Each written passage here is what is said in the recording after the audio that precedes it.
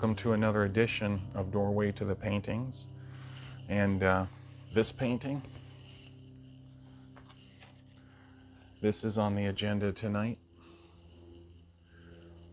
It's very deep and rich in terms of its meaning to me, and I put a lot of thought into this painting. There's a lot of inspirations to this painting.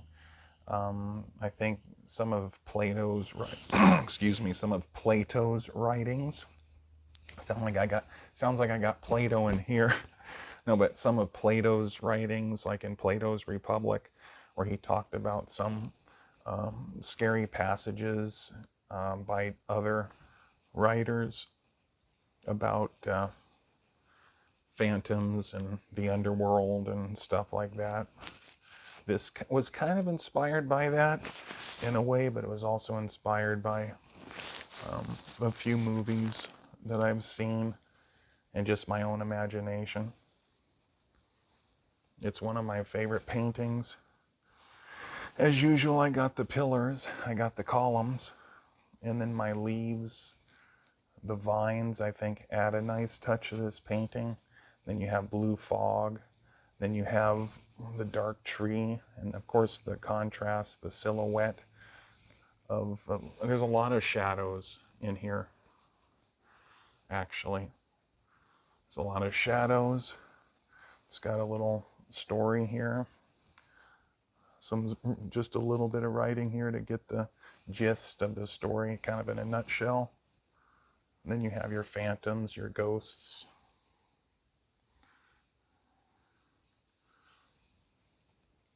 He's a writer, like in ancient Greece. There's a person writing, probably a poet or a wise man or a teacher back in those times, the times of mystery, shadows, and ghosts, at least in this painting. That's what this painting, the theme of this painting is kind of, yes, mystery, but also about the underworld, phantoms, ghosts, and the thoughts of a writer, the thoughts of maybe a storyteller.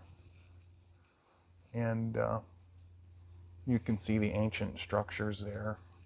Some of them have fallen down. You have the rain, the lightning. I always like putting rain and lightning in these types of paintings. The vines, the fog, the mist. It almost looks like he's in the underworld. He's not, but it kind of looks like it could be. Maybe it's the doorway, or maybe it's the beginning of the underworld, or an opening. Not really, but just to kind of make it more interesting and fun.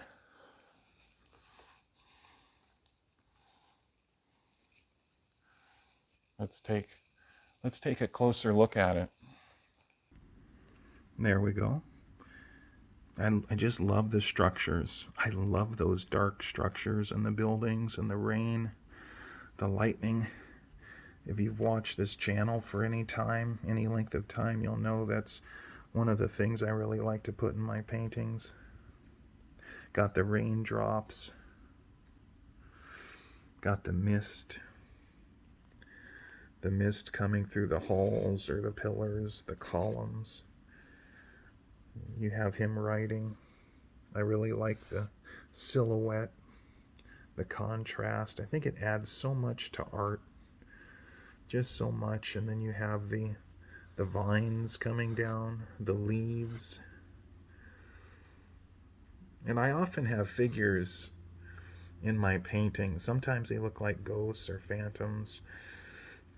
In here, in this one, they really are phantoms, ghosts, in this particular painting. See?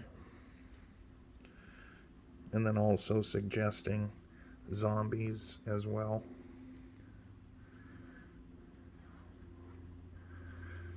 And I forgot how this happened.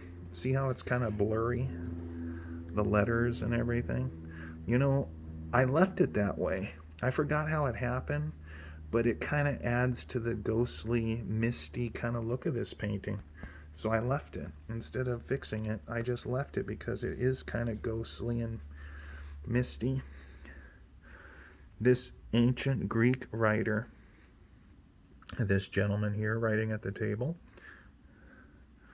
this ancient Greek writer has created a story about the land of shadows, where ghouls and phantoms roam up and down the earth.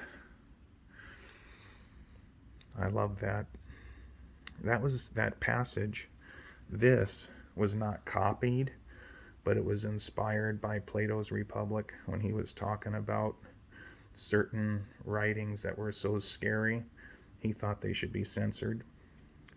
Some of the passages were really, really cool, like really interesting. Yeah, really cool passages. And then it was an inspiration, and also a number of Living Dead, type zombie movies kind of inspired this. The Halloween movies, Night of the Living Dead, and those were some very, very interesting movies. I really think the George Romero Night of the Living Dead was a classic, but I actually like the remake. I believe Tom Savini did the remake, and I actually prefer that one. Something about the green grass.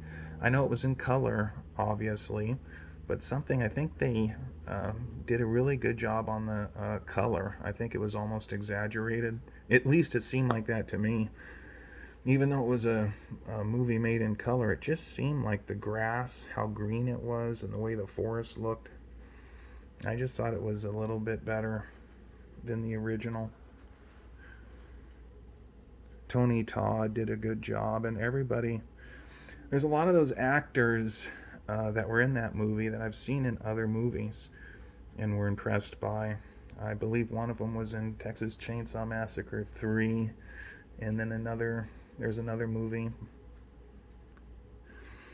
And then one of the guys that was in Henry, Portrait of a Serial Killer, he played a very evil guy in that one. It's not really a movie I'd like to see again, just because it's so disturbing. But that's got nothing to do with this painting. But anyway, that guy played a real jerk in the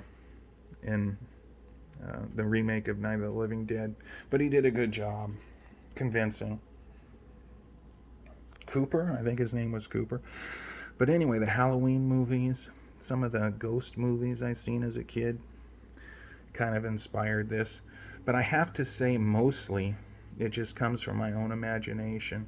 And then, of course, ancient Greek and ancient Rome with the columns, the pillars.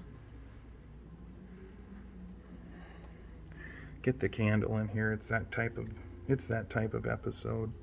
It's that type of channel. Not every episode. Some of the episodes are about just pretty art and beautiful art. A lot of it, though, is kind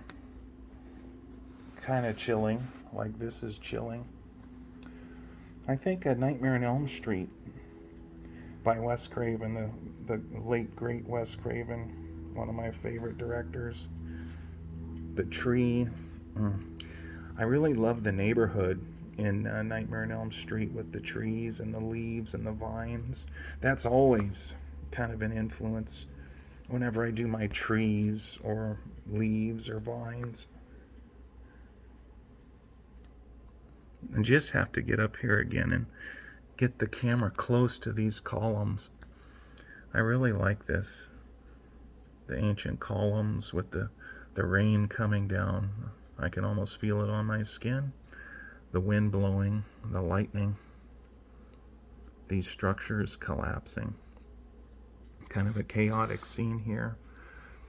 Love this dark window in the background. Got a few stars, I think, up here creeping through.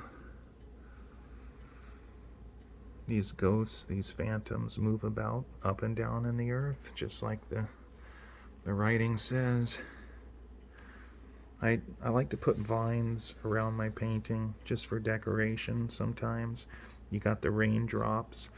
When I see those raindrops, if I focus on them for long enough, it's almost like it's a whirlpool that can lead you to another world, like the underworld or something.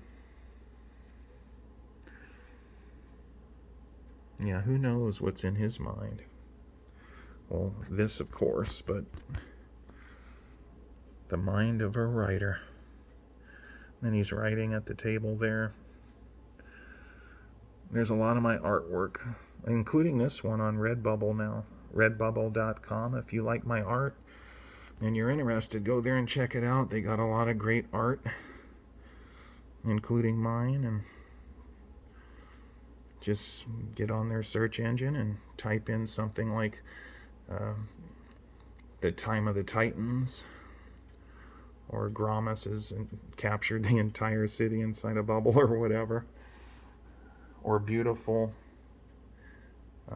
ancient sunset, or beautiful red sunset, because there's a lot of beautiful paintings that I've done, nature paintings, sunsets, if you're into that type of thing as well. This one here is deep. It's not just a painting with nature, but there's a lot of story behind this one. Like, it could be a story or a movie. Maybe it'll inspire your dreams. Hopefully no nightmares.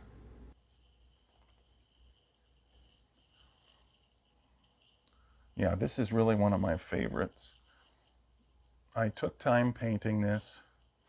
I thought about every piece that I wanted to paint before I put it on here, and just made sure that everything fit the subject.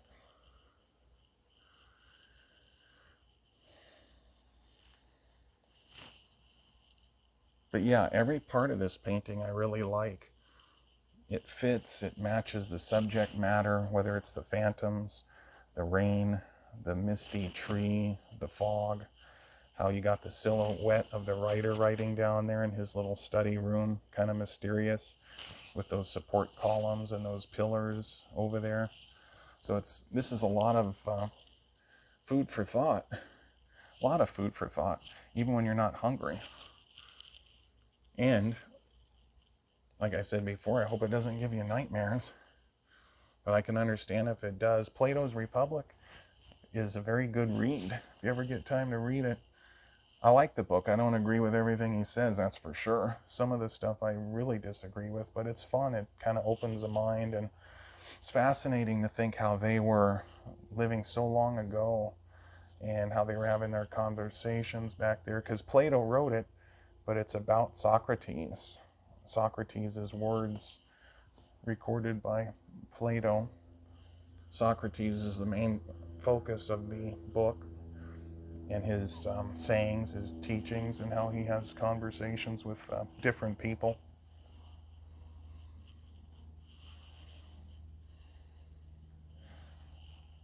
So soon, the plan is to be back with a new video, a new painting soon. And don't forget to like and subscribe and share these videos so these paintings get more view time, and hopefully people will enjoy this art and have a time and a good view of these paintings. And I think I just dropped my microphone somewhere, so let me do the crack editing on the cuff, or on the fly, I guess I should have said. But yeah, it just slipped down the microphone. It didn't really drop, but I hope you like this video. And so I'll be back soon, and hope you enjoyed this one. Good night, everybody.